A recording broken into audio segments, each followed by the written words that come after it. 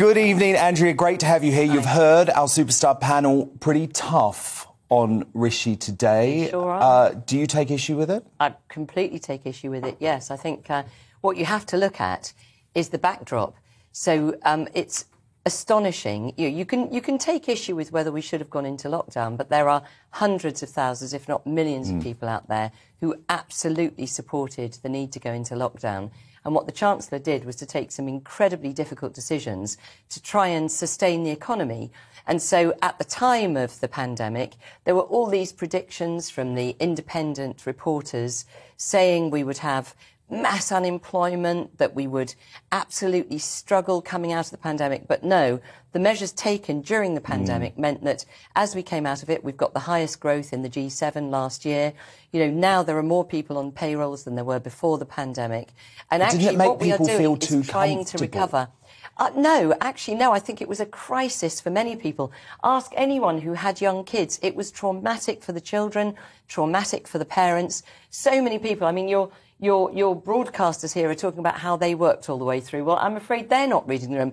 A lot of people worked all the way through.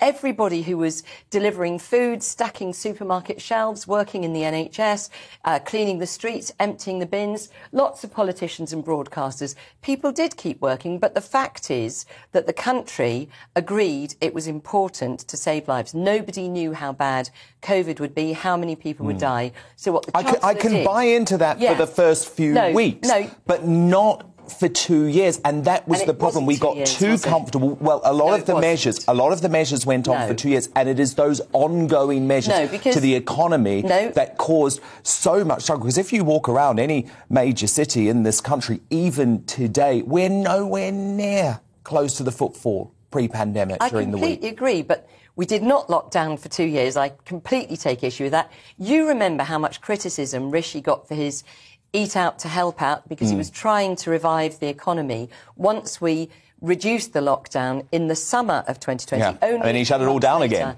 And then, yes, it was shut down again for a few months. Last December, we were the only economy that didn't shut down. We took the decision that actually now the lockdown was costing more to people's mental health, to their jobs and so on, than actually locking down. So and thank God we did that. Those decisions have been very difficult, very measured. It was always going to be the case that the COVID lockdown cost about £450 billion. It was never going to be easy. You had supply chains disrupted. This wasn't the UK. This was around the world. Supply chains were disrupted. We know that, for example, construction materials that were coming from overseas have not been able to get here. We know that wages have risen because people have taken the decision, understandably, that perhaps they don't want to work flat out any longer. So there are all sorts of COVID-related, supply chain-related reasons why costs were going up anyway. And now you add to it this absolutely appalling Russian aggression in Ukraine and the economic sanctions that the West has rightly imposed on Russia, and that's where the damage is coming from. So actually you have to look at the context, and yet we still have the highest growth in the G7. We still have more people employed on payrolls than before the pandemic. Let's talk about tax, because it was very clear today that Rishi wanted us to feel like this was a tax-cutting statement and that the Tories are a low-tax party. In fact, the cuts today only make up 25% of the tax rises that we've had to face over the past 2 years. So the Tories are a high-tax party now. No, the Tories, by absolute ideology and values, are low tax party. What we want is for then people why introduce the national insurance hike today? OK, well, how would you pay for it then? The national insurance hike is efficiencies in the NHS is how I would pay for it. Specifically to pay for the COVID backlog. There is a massive backlog. Why? Because of the NHS dealing with COVID. And it is a fundamental problem. Either we leave people needing procedures, needing investigations, needing operations. We either decide to leave them, 10 million of them, on the waiting list, or the single most important institution in our country, the NHS, needs money in order to deal with that backlog. So that very difficult decision was taken. And what I think Rishi was trying to do today was to indicate, first of all, that he was effectively going to remove that impact on 70% of the workforce with the change to the threshold. Yeah. But the overall tax burden remains the highest it's been in 70 years. But a lot of you went through a lot of those measures, and a lot of them were simply not introducing tax cuts that had previously been planned. That's not the same as a tax rise. He also has frozen thresholds. And the reality is... But if you were Chancellor, you would want taxes to be lower than this, surely. I would, and so does he. Okay. And I think what's very clear is he set the direction today by saying he's going to take a penny off the basic rate of tax in 2024. He is clearly setting a direction for taxes, which is very welcome. I want to talk energy, finally, because, of course, you're a former energy secretary, and...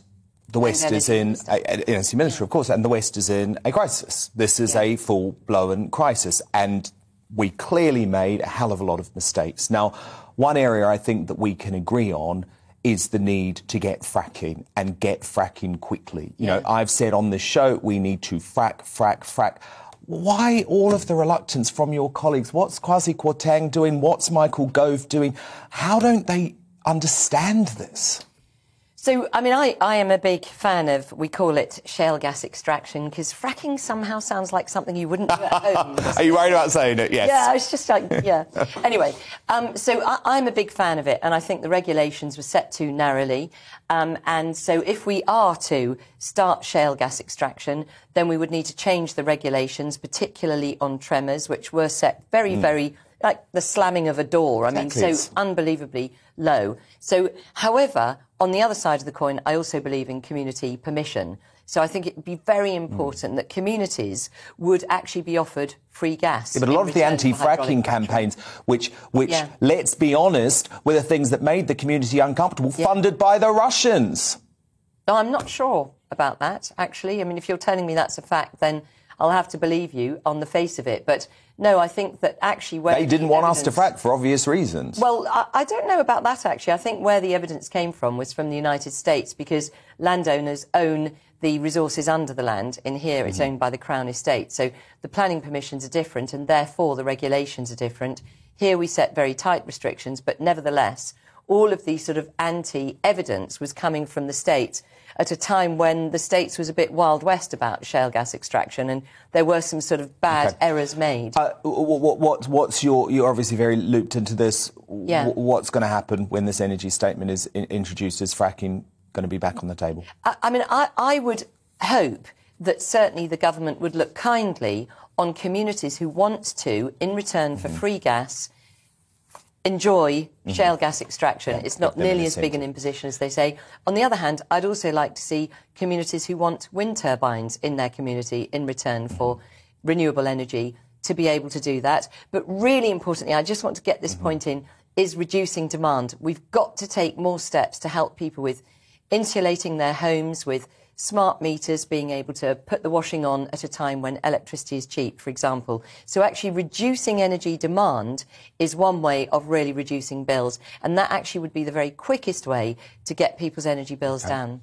Former Business Secretary Andrea Leadsom, thank you so much for being here tonight.